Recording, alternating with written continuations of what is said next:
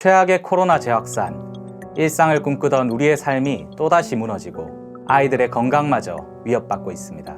정광훈을 누가 키웠습니까? 정광훈을 누가 풀어주었습니까? 광화문을 누가 이 지경으로 만들었습니까? 국민의 생명과 안전마저 위협하는 적폐들, 우리의 생명과 안전을 위해 그들을 청산해야 합니다. 코로나도 우리를 멈출 수 없습니다. 완전한 적폐 청산과 중단 없는 사회 대개혁, 온라인 촛불로 국민의 힘을 모아 반드시 이뤄냅시다. 국민의 생명과 안전을 위협하는 적폐들 더 높이 촛불을 들어야 합니다. 적폐 청산과 사회대 개혁을 위한 우리의 촛불은 결코 멈출 수 없습니다. 코로나 시대 적폐 청산을 이어가는 방법, 온라인 촛불입니다. 중단 없는 투쟁, 완벽한 적폐 청산, 온라인 촛불과 함께 해주세요.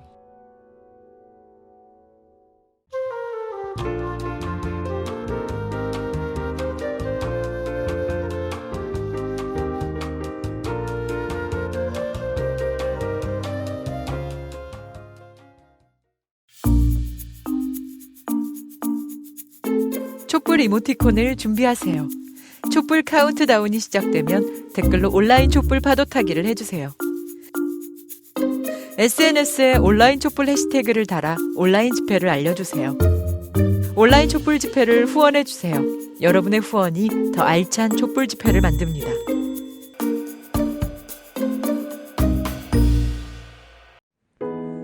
(100년) 후의 동지들이여, 응징하지 않는 역사는 또다시 반복됩니다. 조금만 더 힘을 냅시다. 더욱 거세게 몰아칩시다. 중단 없는 투쟁으로, 철저한 적폐 청산으로 진정한 해방을 맞이합시다.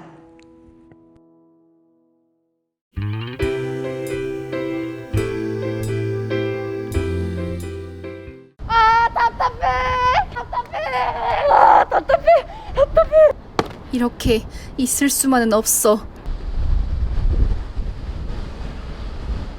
네, 오늘은 발언의 왕을 모셨는데요. 이모는 광복회 회장님 모셨습니다. 안녕하세요. 네, 회장님께서 하신 이 광복절 기념사가 아주 난리가 났거든요. 혹시 그 마지막에 그 대한민국을 광복하라, 이거 한번 해주실 수 있나요? 대한민국을 광복하라! 진짜 이 부분 제가 엄청 소름이 돋았거든요. 그래. 혹시 어떤 마음으로 이런 발언을 하시게 되셨나요? 제가 한 말이 당연한 얘기야. 그래서 사이다라고 하는데 사실 사이다가 아니라 당연한 거예요, 그냥. 유럽에서 나치 청산하자 그러면 당연하잖아요. 그렇죠. 근데 우리는 친일 청산하자 그러면 사이다예요. 사이다가 아니에요. 이게 정상적인 나라가 아니야. 그동안 75년 동안은 친일 반민족 권력과 언론이 국민들을 속여온 거예요. 또 인상 깊었던 게 이 이승만에 의해서 친일파가 청산되지 않았다라고 확실히 짚어주셨는데, 사실 그 이승만이라는 사람이 한 짓이 진짜 한둘이 아니잖아요. 단재 신처호 선생이 하신 말씀이 있어. 이승만이는 이완영이보다 더 큰 역적이다. 해방되기 20년 전에 이승만이 본질을 꿰뚫어 본 거예요. 우리 사회의 기저질환이에요. 친일미청산. 이 거대한 기저질환을 슈퍼 적파자가 바로 이승만이라고. 우길기가 눈부신 햇빛을 받아서 늠름하게 휘날리고 있다. 나는 조선인들이 반일 감정을 갖지 않기를 원한다. 이승만이 한 말이에요. 대체 그런 사람이 왜 독립운동가? 그러니까 이승만이를 국민들한테 속인 거예요. 그런 역사적 사실을. 그리고 그런 얘기하면은 저는 빨갱이래. 친일파들이 빨갱이라고 하는 거예요. 그러니까 탄압받고 독립군 다 잡던 치안유지법을 이름만 바꿔서 국가법을 해서 그걸 해가지고 독립운동한 사람을 탄압하고 이런 일이 있어요.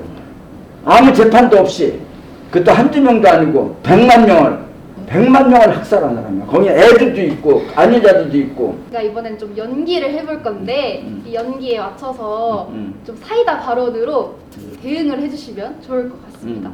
아니 솔직히 그때 조선 때 다 친일하고 살지, 조금 나라도 팔고 좀 뭐 성개명하고 뭐예요, 창씨개명? 그런 것도 하고 살지, 왜 뭐 좀 너무 심하게 그러시는 거 아닙니까? 우리가 친일 인명사년에 들어가는 사람들이요 4,000명이 들어가요. 그런데 프랑스는 단지 나치 지배를 4년 받았어요. 그런데 10만 명 이상을 투옥했어. 그리고 그중에 3,000명을 사형운동을 했어요. 그런데 우리는 36명만에 4,000명밖에 안 했잖아요. 그 얘기는 진짜 생계형으로 한 사람들, 동석이, 면장, 그러면서 이런 거 한 사람들은 한 명도 안 들어갔어요. 진짜 악질만 고른 거야. 근데 그 악질들이 후손들이 우리 사회의 기득권층이 된 거야. 우리 사회 기득권층들이. 사실 좀 회의감이 들어요. 그러니까 약간 좀 친일파들이 75년 동안 자리를 잡았는데 사라질까? 과연? 그런 생각 좀 드는데 좀 어떻게 하면 친일파가 좀 사라질 수 있다고 생각을 하시는지 궁금합니다. 친일했다고 해서 무조건 그 사람이 후손들을 비난하는 게 아니라 자기 선친 위에 사람들이 친일을 어떻게 평가하느냐, 자기가 평가가 민족적 관점에서 정당하게 하느냐, 그거를 비유하고 그럴 수밖에 없었잖아. 이렇게 하느냐에 따라서 자식들을 국민들이 평가를 해야 돼. 그런 사람 구현시켜주면 안 되지. 그렇잖아? 찍을 때 그 사람 안 찍어야죠. 근데 그 정도 수준이 저는 올라갈 거라고 믿어요. 우리가 역사를 지켜나가야 돼요. 우리가 역사를 지키면 역사는 우리를 지켜줍니다. 그러니까 우리가 역사를 지키면 역사가 우리를 반드시 지켜줄 것이다. 어떤 정치인을 평가할 때 앞으로 앞으로 국회의원을 선거든지 대통령 선거할 때 우리가 평가하는 첫 번째 기준은 그 사람이 역사의식이 제대로 있느냐. 그게 핵심적인 평가의 기준이 되기를 바란다. 젊은이들이 그 관점을 갖고 앞으로 정치인들을 선정해 주길 바랍니다. 네. 역사는 우리를 지켜줄 것이다. 진짜 꼭 또 새기고 또 새기도록 하겠습니다. 이렇게 참여해 주셔서 너무 감사합니다. 예.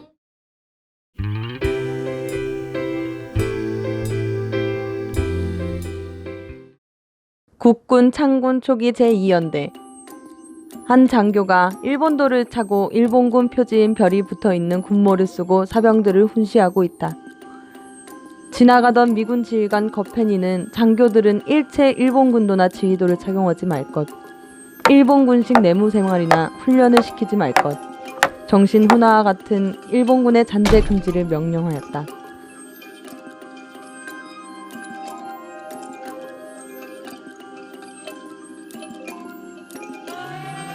그리고 지나가다 이를 보고 모욕받았다고 느낀 한 사람이 있었다.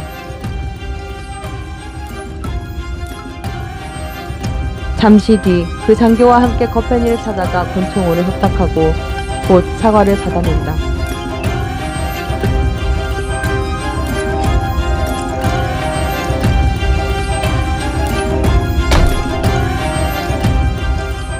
그의 이름 마스야마 다케오, 바로 이형근이었다.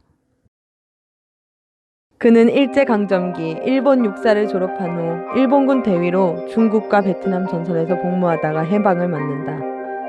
국내로 돌아와 잠적하며 살던 그를 미군정에서 호출했던 것이다. 당시 국방경비대를 창설하던 미국은 일본 제국주의 군대를 위해 복무했던 사람들을 선호했다.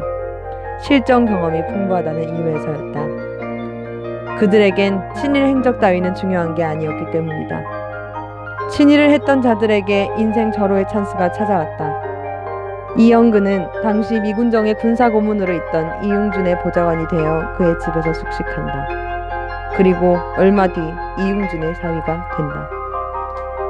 1946년 군사영어학교 1기로 졸업한 이형근은 대한민국 육군 사상 최초로 육군 대위로 임관한다. 그에게 주어진 대한민국 군번 1번 10001번. 이후 한국군 최초의 미국 유학생이 되어 미국으로 떠난다. 이형근은 미국에서 자기 표현대로 출입문이 닳도록 미국 국방부를 드나든다. 이형근은 별명이 많았다. 젊은 나이에 별을 달아서 독불장군이라는 칭호가 어울렸다고 어떤 이는 회고했고, 정전 직전 1군 단장으로 동해안을 담당할 당시엔 나폴레옹으로 통할 만큼 동해안의 독재자로 군림했다. 그리고 어금니. 이형근은 한국군 역사상 두 번째로 사성장군, 즉 대장 계급을 탄다. 한국군 최초의 대장은 백선엽, 그리고 이형근과 정일권이 같은 날 대장으로 진급하면서 이승만 정부에서 사성장군은 3명이 유일했다. 이승만은 이형근, 정일권, 백선엽 세 사람을 내 어금니로 불렀다. 이승만의 어금니였던 이형근은 1954년 2월 초대 합참의장, 1956년 6월에는 제9대 육군 참모총장까지 두루 요직을 거친 후 1959년 8월 6일 대장으로 예편한 이후 화려한 길을 양회장과 신임 백이후 양상승들은 서로 굳은 악수로서 인사를 교환했습니다.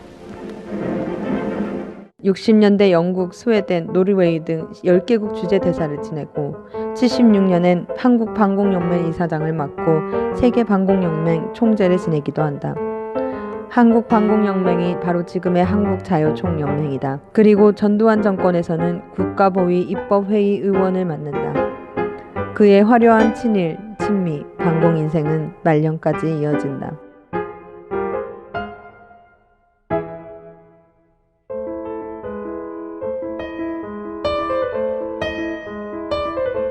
한평생 친일, 친미, 방공으로 이어지는 삶을 살았던 이형근. 세상은 그런 사람을 이렇게 부른다. 기회주의자. 친일파이자 반헌법 행위자인 그는 지금 동료들과 함께 현충원에 명예롭게 묻혀있다. 역사의 부침 속 기회주의자였던 그가 명예롭게 한 생을 마감하고 죽어서까지 명예를 누릴 수 있는 건 어쩌면 그의 삶이 그만의 특수한 이력이 아니라서일지도 모른다. 이승만은 반민특위를 폭력적으로 해체시키고 친일파와 결탁했습니다.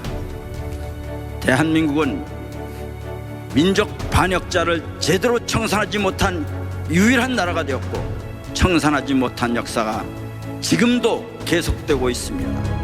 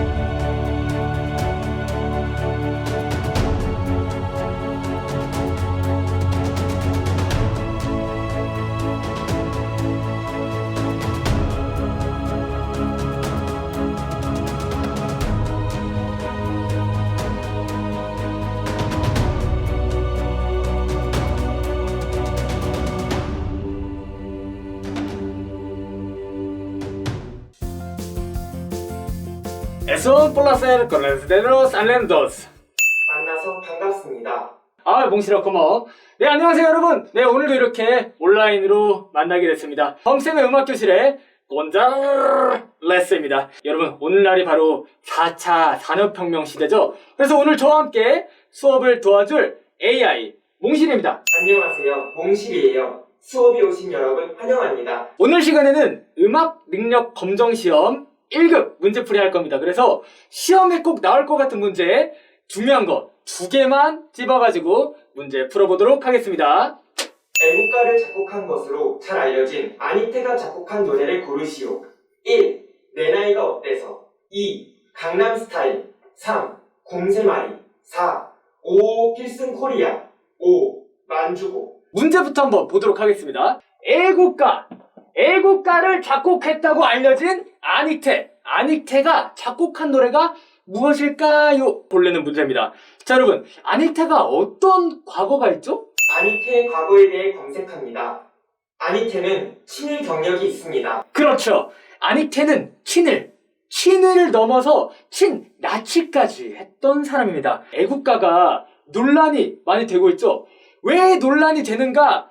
바로 우리가 부르는 애국가를 작곡한 사람이 친일파기 때문이다. 친일파라서 이렇게 논란이 되고 있는 겁니다. 친일파의 노래를 우리나라의 국가로 불러야 하는가?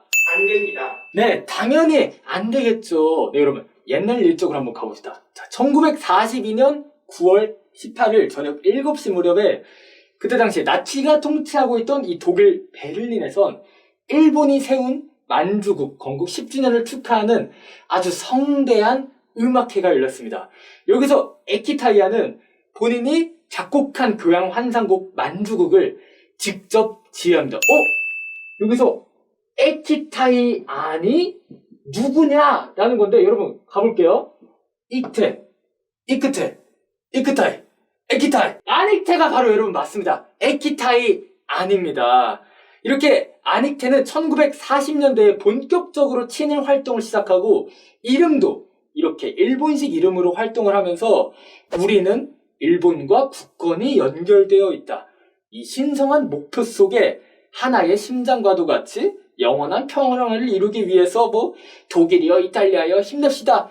이런 가사가 담긴 교향곡을 작곡하기에 이릅니다. 나치 부역자가 만든 노래가 국제대회에서 세계 곳곳에서 우리나라를 대표하여 울려 퍼지고 있습니다. 여러분, 정말 부끄럽지 않습니까? 선생님, 혹시 문제풀이를 까먹으신 건 아니겠죠? 네, 진짜 까먹었네. 네, 여러분, 문제 바로 풀어볼게요. 자, 1번. 내 나이가 어때서는? 그죠. 네, 당연히 아니겠죠. 2번. 강남스타일도 마찬가지고요. 3번. 노래 공세마리는 작사, 작곡 미상입니다. 네, 미상씨가 만든 노래고요. 4번. 오필슨 코리아를 고르신 분들이 많은데 아닙니다. 네, 정답은 5번. 만주국이었고요. 2번. 1번 문제에서는 이것만 기억하면 되겠습니다. 자, 아닉테는 에키타이안은 나치 부역자다! 친일파다! 이 사람이 만든 노래가 애국가다! 라는 거를 기억하면 되겠습니다. 자, 바로 다음 문제 가볼게요. 다음 문제는 듣기평가입니다. 다음 국가를 듣고 가사의 의미가 가장 다른 하나를 고르시오. 1.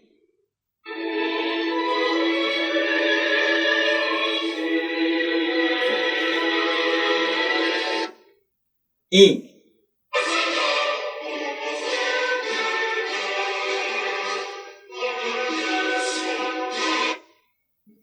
3.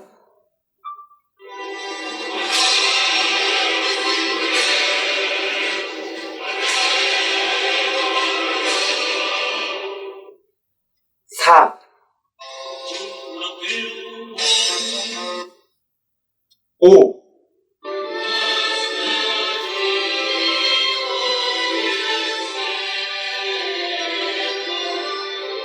네, 여러분. 네, 보기 다 들으셨죠? 문제가 어려우셨나요? 정답은 바로 1번이었습니다. 네, 다른 국가들의 가사를 보면 혁명적인 내용의 가사들이 많죠. 투쟁으로 쟁취한 독립! 쉽게 말하면 국민들의 손으로 적폐를 청산하고 새로운 역사를 만들었다. 이런 가사가 정말 많습니다. 그런데 이렇게 비교하면 우리나라 애국가는 참 좀 아쉬운 것 같습니다. 1번 문제에서 얘기한 것처럼 애국가를 교체해야 하는 이유에는 작곡가가 친일파다라는 이유도 있지만 이런 부족한 내용성도 꼽을 수 있을 것 같습니다. 여러분, 흔히 우리 민족을 뭐라 그러죠? 그죠? 항쟁의 민족. 맞아요. 1919년 3.1혁명부터 기가 막힌다. 4.19 혁명, 5.18 민주화운동, 6월 항쟁, 그리고 박근혜를 끌어내렸던 촛불혁명까지 우리 국민들의 힘으로 써내려온 역사가 이렇게 아주 위대합니다. 이런 내용들 여러분 국가에 넣으면 우리가 부를 때마다 긍지와 자부심과 이런 자긍심 이런 게 아주 넘쳐나지 않을까요? 맞아요. 담고 싶은 항쟁의 역사가 많아요. 다른 나라의 사례를 보더라도 이 국가를 교체하는 경우가 아예 없었던 게 아닙니다. 여러분, 친일 반민족 행위자가 만든 노래를 지금 70년이나 불렀습니다. 이제는 교체해야 되지 않을까요?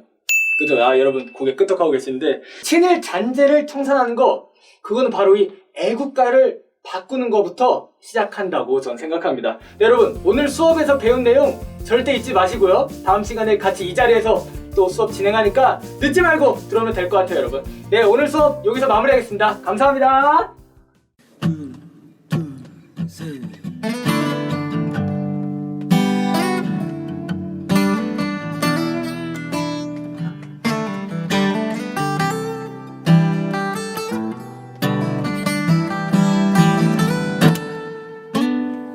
서민 걱정된다는 주어요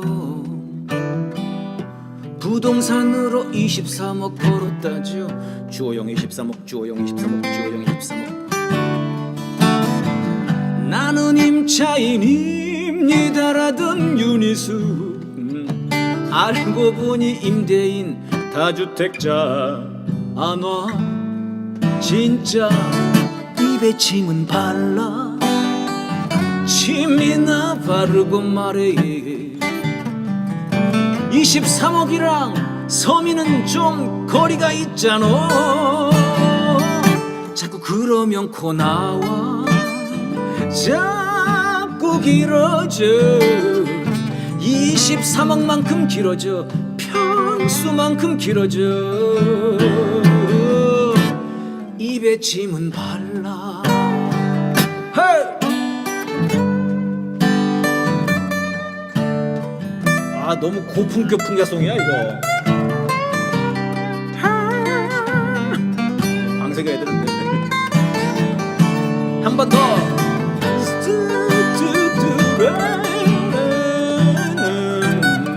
오! 침 바르는 소리예요. 자, 광화문 집회로 가겠습니다. 정광훈은 모른다는 주호영 그리고 미통당 선긋기를 나섰다죠. 그런데 어쩌나 찍은 사진이 너무 많잖아. 입에 침은 발라. 오, 침이나 바르고 말해. 토끼든 민경욱이랑 엄마 말 안 듣는 차명진이랑 국회의원 3번은 김문수랑 다 니네 당이잖아. 자꾸 그러면 코 나와. 오, 자꾸 길어져. 코로나 확산 속도만큼 길어져. 걷잡을 수 없이 길어져. 입에 침은 발라. 예.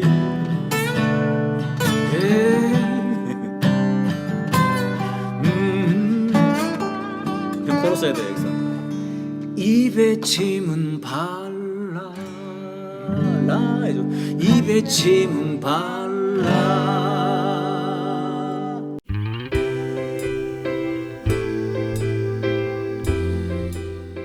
네, 불법 진료 거부 선동 최대집 고발 기자회견을 정부가 정책 추진을 보류하겠다고 한 발 물러섰음에도 불구하고 이들은 집단 행동을 강요했습니다.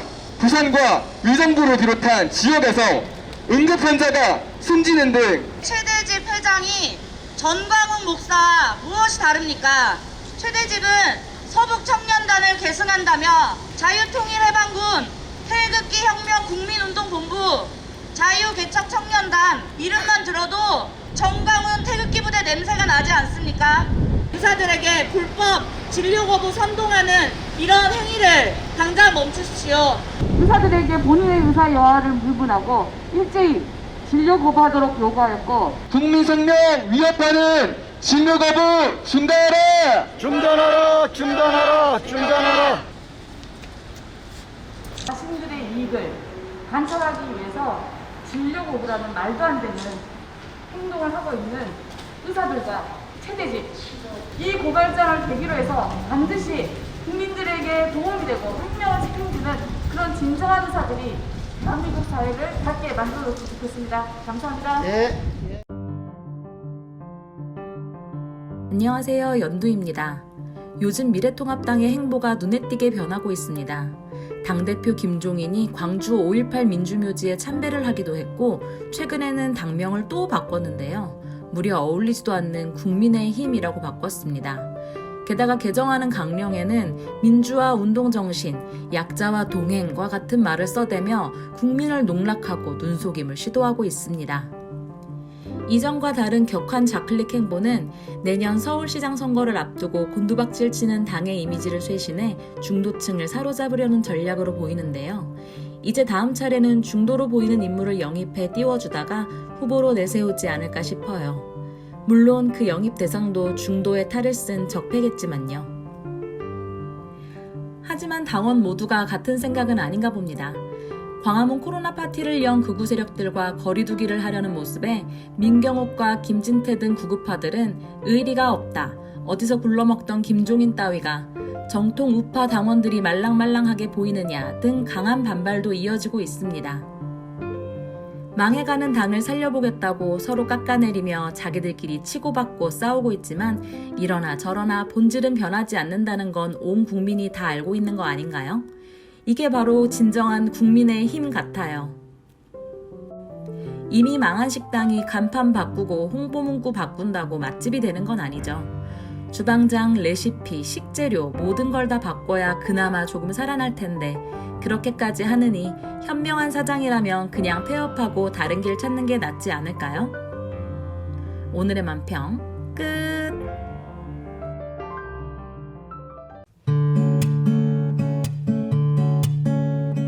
요즘 밖에 나갈 수도 없고 친구들과 밥도 못 먹는데 너는 어때?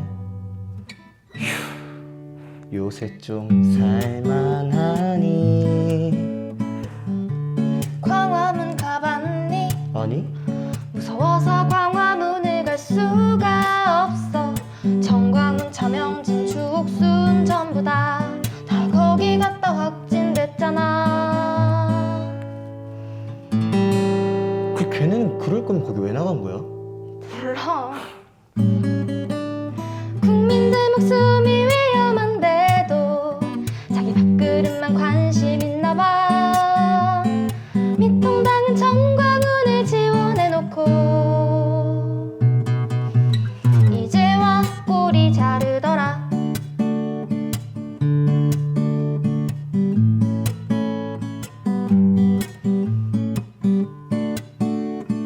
요즘 밖에 나갈 수도 없고 친구들과 밥도 못 먹는데 너는 어때? 요새 좀 살만하니? 마스크 없이 걷고 싶어. 나도. 맑은 공기 마음껏 마시고 싶어. 확진자 한 명도 없었는데 분명 다 미래통합당 때문이야. 아니 걔네 뭐 이름을 국민의힘당으로 바꿨대나? 국민의힘당? 미친가 이가? 모든 게 전부 탓인 것처럼 만들고 싶어 안달난 사람들. 미통당과 정광훈과 코로나 없는 세상은 행복할 거야. 모든 게 전부 탓인 것처럼 만들고 싶어 안달난 사람들. 미통당과 정광훈과 코로나 없는 세상은 행복할 거야. 이제 그만 사라져 주라. 야, 이제 빨리 온라인 촛불 보러 가자. 온라인 촛불? 그거 진짜 재밌잖아. 아, 확실히 재밌던데. 와, 시간 그만 뚝딱 가던데. 새로운 시대는 이제부터. 당명 개종쇼는 김종인의 대권 플랜. 누울 자리를 보고 발을 뻗으시죠. 김종인 대표님 축하합니다. 미통당의 총선 대패가 기회가 되셨네요. 황교안 날아가고 나경원 날아가고 홍준표 탈당하고 민경욱, 김진태 꼴통들도 아웃. 김종인 천하가 이루어졌네요. 연일 쇄신 드라이브 거시느라 수고가 많으십니다. 정강정책에 민주화운동 계승을 넣고 망월동에서 눈물의 사죄쇼도 하시고 드디어 당명까지 갈아치우셨어요. 덕분에 지지율 역전도 했네요. 아주 잠깐이었지만. 김종인 대표님 속이 쓰리시죠? 기껏 지지율 끌어올려 놨는데 전광훈 때문에 한 방에 깎아 먹었으니까요. 화들짝 놀라서 거리두기 하시는데 그거 잘 안 될 겁니다. 황교안, 나경원이 전광훈 집회에서 지지 연설한 거 영상으로 다 있어요. 전광훈이 자유우파는 미통당을 중심으로 뭉치자라고 한 거 이거 반년도 안 됐어요. 지금까지 미통당이 극우 세력들 도와주고 밀어주고 키워준 거 국민들이 모를까요? 김종인 대표님 쓸데없이 간판은 왜 바꾸십니까? 새누리당에서 자유한국당, 자유한국당에서 미래통합당, 미래통합당에서 국민의힘. 간판만 자꾸 바꾸면 뭐합니까? 유신독재 후예들이 그대로 있잖아요. 박근혜 잔당들도 그대로 있고요. 이러나 저러나 결국 본질은 똑같다는 겁니다. 친일정당, 내국정당, 반민생정당 이거 국민들이 다 알고 있는데 어떡합니까? 김종인 대표님께 충고드리겠습니다. 첫째, 제발 미련을 버리세요. 잊으신 것 같아서 알려드립니다. 박근혜를 대통령으로 만드실 때 경제민주화 약속하셨죠. 근데 결국 어떻게 됐습니까? 재벌 중심 경제로 갈아탔잖아요. 그 사람들 신의도 없고 배신을 밥 먹듯 합니다. 뒤통수 치는 게 주특기예요. 또 뒤통수 맞지 말고 그냥 그만두세요. 둘째, 더 이상 노욕을 부리지 마세요. 차기 대권주자로 백종원을 언급하더니 안철수 연대설은 일축하셨습니다. 어라, 서울시장 후보, 대통령 후보 모두 당 내에서 나올 거다. 아니, 그게 누굽니까? 혹시 설마? 아니겠죠. 그럴 리가요. 욕심이 과하면 망하는 법입니다. 노욕을 부리면 비참해진다고 했죠. 누울 자리 보고 발을 뻗으시고 그게 아니면 그만두세요. 새로운 시대는 이제부터입니다. 국민이 이길 것입니다.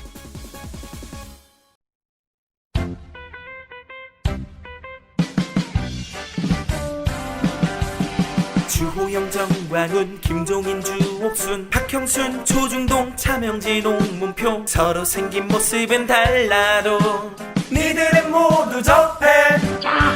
태극기 광화문 집회는 어가해 교회에서 광장에서 코로나 퍼뜨려 점점 잠잠해질라 하는데 니들은 모두 한패.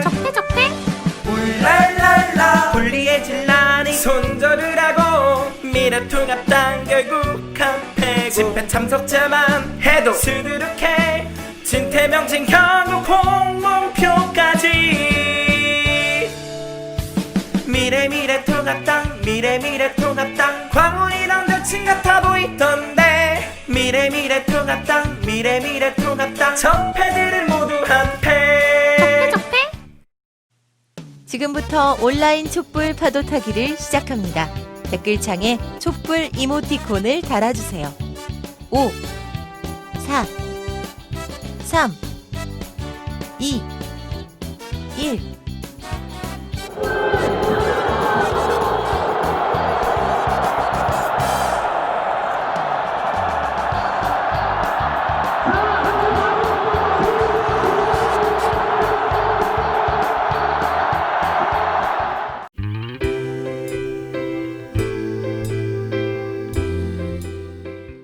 언론이 특정한 정치 세력이나 특정한 권력, 어떤 특정한 세력의 필요에 따라 사실이 조작되고 왜곡되어 보도된다면 그 언론의 보도를 소비하는 국민들은 왜곡된 정보에 의해 판단되어 조작된 여론이 형성될 것입니다.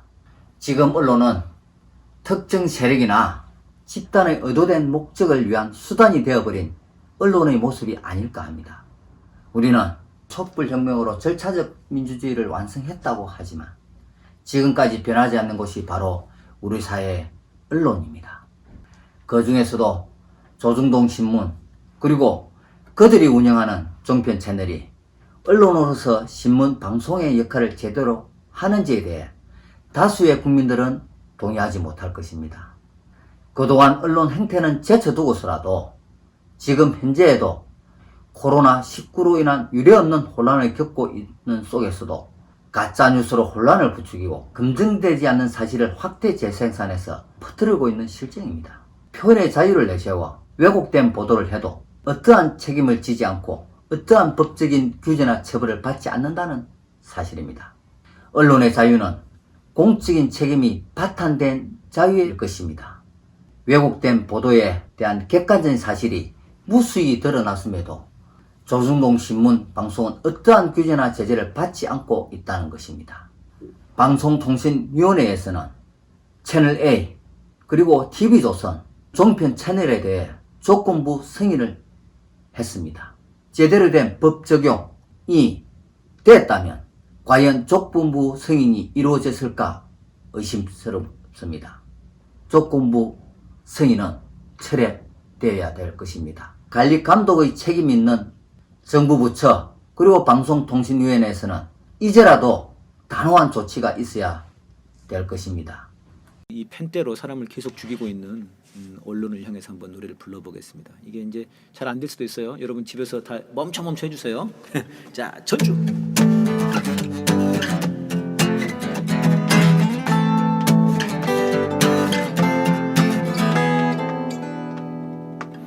너희들의 펜과 카메라는 칼이다 총이다 살인 무기다 사람 목숨 하나쯤 우습게 죽이는 무기다 살인 무기다 그 끔찍한 펜대를 이제 멈춰 그 끔찍한 카메라를 이제 멈춰 양심이라는 게 있다면 카메라를 돌려 너희들을 향하게 해 그 앵글에 붙은 수없이 많은 죽음을 세어봐.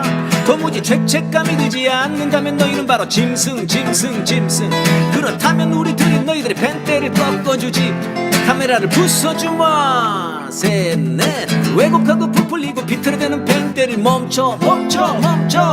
찔러대고 쏘아대고 목졸라 죽이는 카메라를 멈춰. 왜곡하고 부풀리고 비틀어대는 펜대를 멈춰. 찔러대고 쏘아대고 목졸라 죽이는 카메라를 멈춰. 너희들이 갈 곳은 감옥. 너희들의 죄는 살인죄. 너희들이 갈 곳은 감옥. 너희들의 죄는 살인죄. 간주로 한번 갈까요? 1, 2, 3, 4. 언론개혁의 마음을 담아서 조선일보 방사장에게 쏜다는 생각으로다가 좋네. 이 대놈 시키들 이번엔 중앙일보다 이놈들아. 김성수 통화일보다 이놈아. 거기가 좀 세네. 너 진일파 놈들 문화일보도 받아라.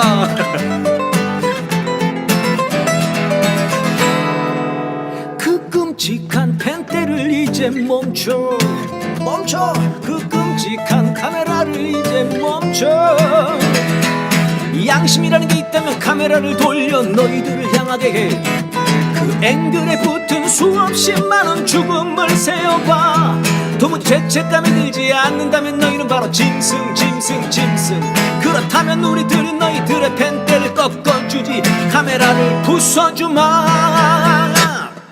왜곡하고 부풀리고 비틀어대는 펜대를 멈춰. 찔러대고 쏘아대고 목졸라 죽이는 카메라를 멈춰. 왜곡하고 부풀리고 비틀어대는 펜대를 멈춰. 찔러대고 쏘아대고 목졸라 죽이는 카메라를 멈춰.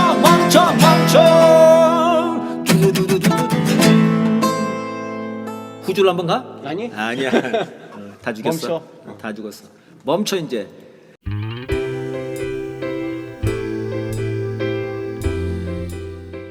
온라인 촛불 시위에 함께하고 계시는 여러분 반갑습니다. 저는 휴전선이 마주 보이는 김포 얼곳의 작은 마을에서 나고 자라 지금도 김포에서 가정을 꾸리고 초등학생 아이를 키우고 있는 아이 엄마입니다.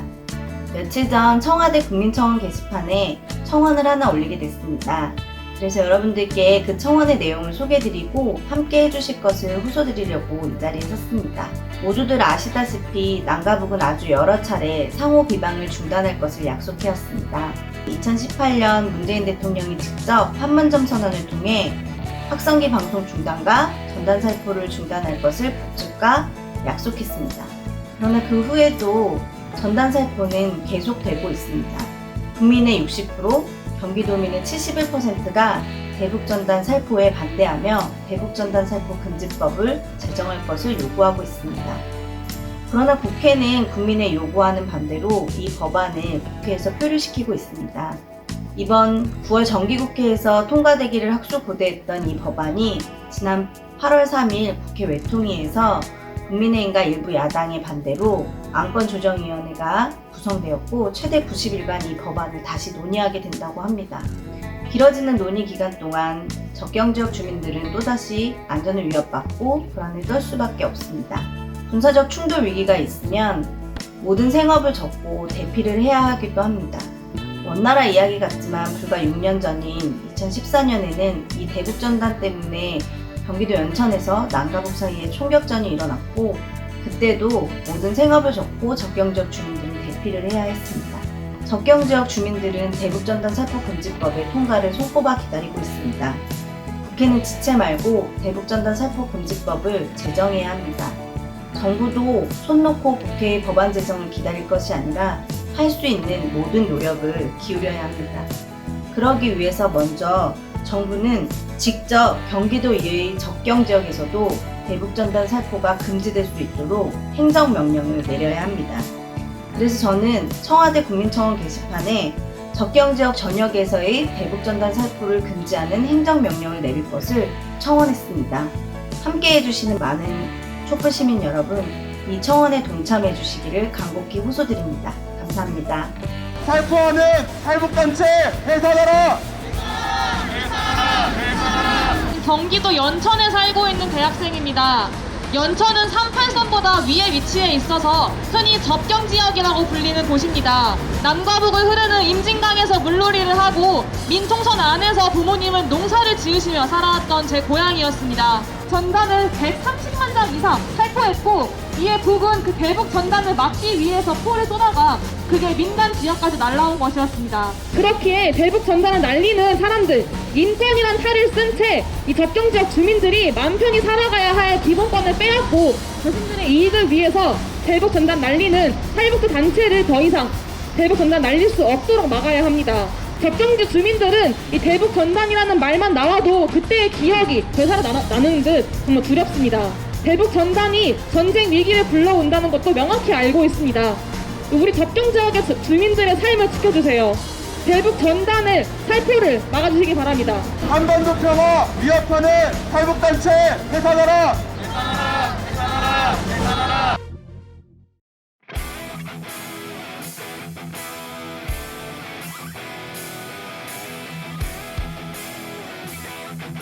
안녕하세요. 안녕하세요. 진짜 오랜만에 뵙네요. 그러게요. 그동안 이 코로나 준 3단계 격상되면서 정말 많은 일이 있었는데요. 정말 마스크를 제 몸처럼 달고 살았습니다. 맞아요. 그리고 전광훈 광화문 집회 이후에 확진자가 엄청 늘어가지고요. 온 나라가 거의 마비 상태가 됐고 엄청 답답했습니다. 그나저나 뭘 쓰고 오신 거예요 도대체? 이 안경은 제가 이제 코로나를 막 전국으로 퍼뜨렸던 이 정광훈과 적폐 세력에 대한 분노와 비가 오잖아요. 정말 우기에 가까울 정도로. 그래서 우리 국민들이 참 마음이 우울하고 심란하실 것 같아서 그 마음에 조금이라도 웃음을 드리고자 준비한 수경입니다. 정광훈 그리고 태극기 부대 국민의 짐이 코로나를 막 퍼뜨리고 다녔잖아요.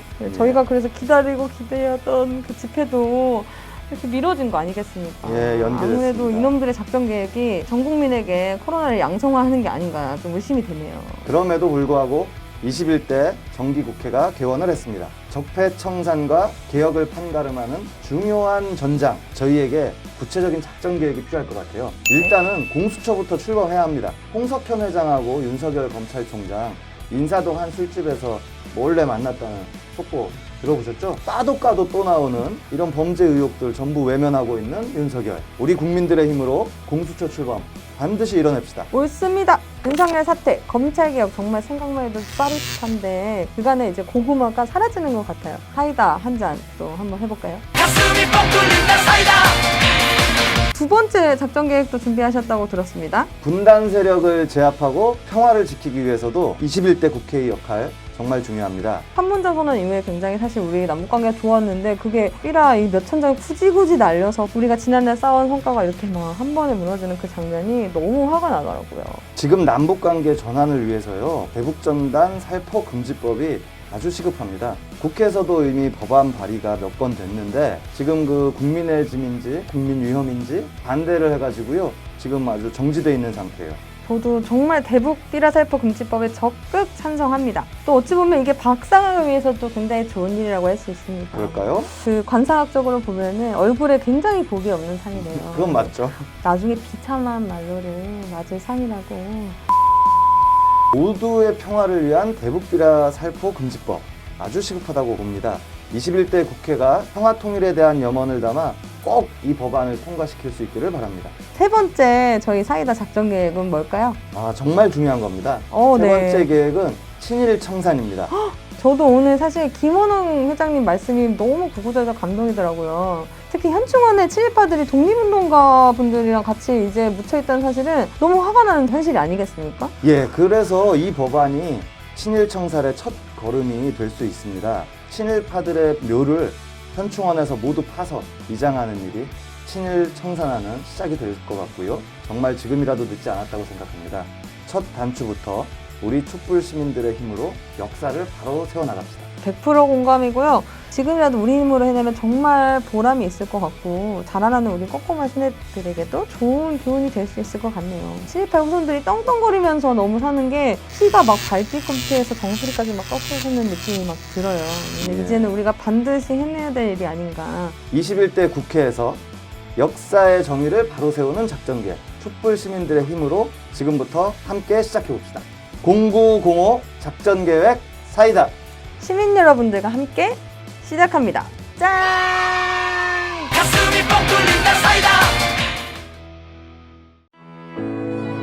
40년 후의 동지들이여, 망월의 밤이 깊어갑니다. 우리는 민주주의를 위하여 목숨을 걸고 싸웠습니다. 우리가 못다 이루고 여러분들께 부탁드립니다. 중단 없는 투쟁으로, 철저한 적폐청산으로 민주주의를 완성합시다.